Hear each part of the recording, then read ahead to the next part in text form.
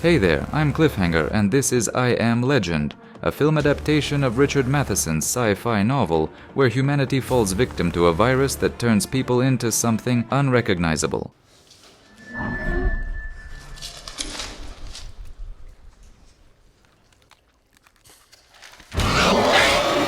The movie opens unusually early. Even during the studio logos, news broadcasts are already playing. A doctor enthusiastically announces a revolutionary cure for cancer, a 100% success rate, but that was before everything collapsed. 3 years later, New York City is abandoned. Cars clog the streets, subway tunnels are flooded, and new grass sprouts up through the asphalt. A bright red Shelby Mustang races through the deserted roads. Behind the wheel is our protagonist, Robert Neville. Next to him, a German shepherd named Sam. The roar of the engine scares off flocks of crows. No longer used to such noise, but even the lack of other drivers doesn't protect Robert from the dangers of the wild.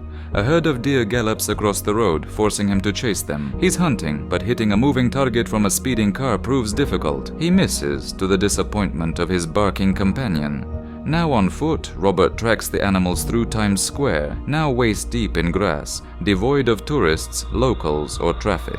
He follows a deer, ready to strike, but suddenly a lioness appears, followed by a lion and cubs.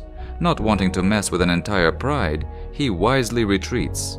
His timer goes off, sunset is coming. He switches cars and heads home, preparing dinner. On the fridge we see a Time magazine cover, his photo under the title, Savior. He bathes his dog while chatting with her, his only companion in a city of silence. With dusk falling, Robert bolts every door and window shut with metal plates and locks. That night he curls up in the bathtub with Sam and a rifle. Outside, strange sounds echo, a haunting mix of growls and howls. In his dreams, we're taken to the past. He's evacuating with his wife, daughter, and dog. Soldiers call him Colonel, and the city is in full emergency mode. Manhattan will be sealed off in 30 minutes. We learn the virus is airborne. The president addresses the nation over the radio. Martial law is declared. Robert mentions that a vaccine might be possible in a week or two. He'll stay behind to work on it. Suddenly, a pale man crashes into their car, and the dream ends. Robert wakes in bed, even though he fell asleep in the tub. He begins his daily routine with a workout, then heads to the basement, a clean-sealed lab where even Sam isn't allowed. There, he continues working on a vaccine, but all the infected rats display extreme aggression, except one. It shows mild improvement. Robert notes in his log that it's time for a human trial. Grabbing his rifle, he ventures outside. First stop, a video rental store. Mannequins are placed inside. He speaks to them like old friends, a coping mechanism to hold on to his sanity. Next stop, a cornfield. He harvests fresh ears of corn. Then he methodically checks abandoned houses marked on his map. He's not looting, just scavenging essentials. For himself, the last man standing. In one house, he finds a fully decorated nursery, a painful reminder of his own family. He refuels his car at a gas station using a manual pump. Then over the radio he broadcasts a message. He is alive. Every day at noon he waits at South Street Seaport. If anyone else survived, that's where to find him. He kills time playing golf on an aircraft carrier's wing. Sam picks up a scent, a deer nearby. The chase begins. The dog runs into a dark building despite Robert's frantic warnings. He follows, rifle ready, flashlight on. He whispers to himself that he needs to get out of here, shielding the flashlight with his hand. Bloodstains on the stairs lead him upward. He finds the deer, already dead. Sam is missing. Heart pounding, he continues. His light lands on a chilling sight.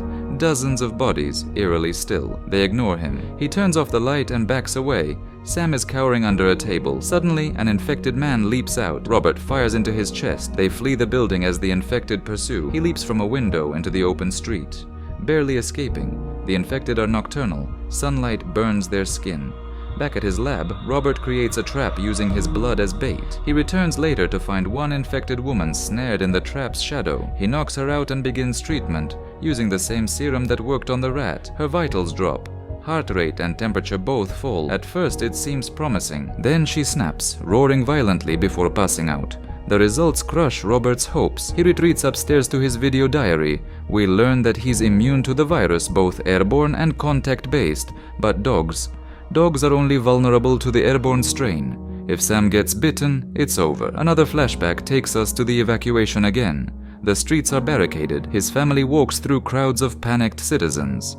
At the ferry, medics check passengers with pupil scanners. His wife tests positive. They're denied boarding, Robert argues, leveraging his position. They rescan her. This time she's clear. She and their daughter board the chopper. Robert hands Sam, still a pup, to his daughter to protect Daddy. As the helicopter lifts off, Robert wakes again. During his daily patrol, he notices something strange. One of the mannequins from the video store is now standing outside, alone. Mannequins don't walk, unless we're in Doctor Who. His paranoia kicks in. Is someone watching? He fires wildly at the buildings. When he runs out of bullets, he approaches the mannequin and steps into a trap, the exact kind he set for the infected woman. He's hoisted upside down, unconscious from the blow. Sam barks, trying to wake him. It's almost dark. With a knife, Robert cuts himself free, but a metal rod impales his leg as he falls. He crawls toward the car as night falls. The infected are coming. He hears them, sees them. One ray of sunlight protects him, just barely. As the sun disappears, infected dogs charge. He manages to shoot one. Sam takes on the second. The third nearly kills him. Only Sam's help saves him, but she's injured. He rushes her back home. Desperate, he injects her with the same serum that helped the rat, then holds her in his arms, praying. But her fur falls out. Her eyes redden. Her gums darken. Seconds later, she attacks. Robert is forced to strangle the only friend he had left. The next morning, he buries her.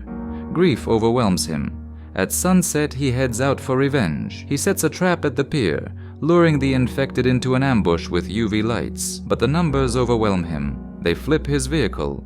The infected leader approaches. Robert is almost done for, until a blinding UV light saves him. Someone else intervened. He wakes up to the sound of Shrek playing on TV. His wound is stitched. He's on his couch. He grabs his gun. A woman named Anna and a boy, Ethan, are making breakfast using his supplies. Robert lowers the gun and joins them. He's in shock, not just from losing Sam, but from seeing other people. Anna explains she heard his radio message and waited for him at the pier, but he never came. He was burying his dog.